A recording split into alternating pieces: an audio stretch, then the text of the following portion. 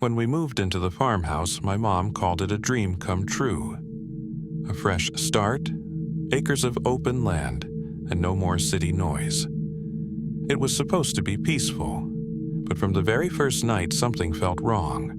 The house had been empty for years. It sat at the edge of a massive cornfield, the stalks so tall they swayed like dark waves in the wind.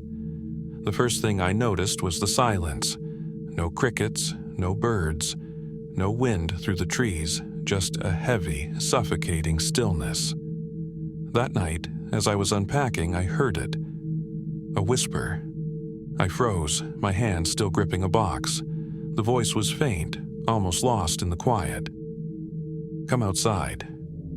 I spun around, my heart hammering. The window was open, facing the cornfield, and in the moonlight I saw a figure standing between the rows. At first, I thought it was a scarecrow, but then it moved.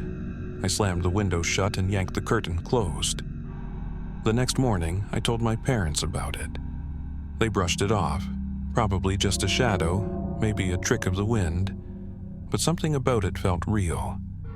Then Ethan, my little brother, started talking to someone. At first, it was just little things. He'd sit outside by the cornfield, whispering, giggling, like he was playing a game. When my mom asked, he shrugged. "The tall man," he said. My stomach twisted. We hadn't seen a single neighbor for miles. That night, I woke up to a noise outside my window. Rustling. Slow, deliberate movements in the corn. I held my breath, listening. Then I heard my brother's voice. Software whispering. "Okay, I'll come play." I bolted out of bed and ran to his room.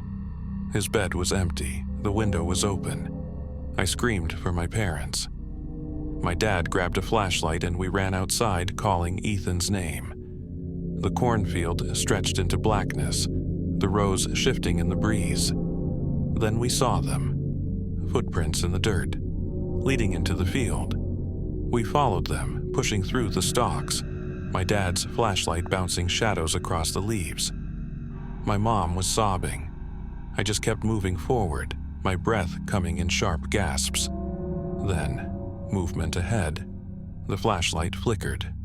For a split second, I saw something standing just beyond the light. Tall, too tall, bones stretching beneath paper-thin skin. Hollow, black pits where eyes should be, and a mouth that was too wide. Then Ethan's voice, right next to me. "Go back inside." The flashlight sputtered out.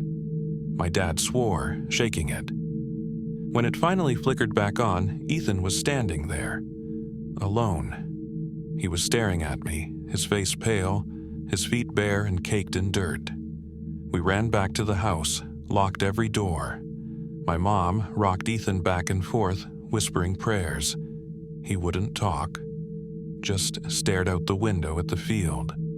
The next morning, the footprints were gone. That was 3 nights ago. Now, every night I wake up to the sound of rustling. And last night, when I peeked outside, I saw them, not one, not two, but dozens of figures, standing between the corn, and Ethan, he's smiling now.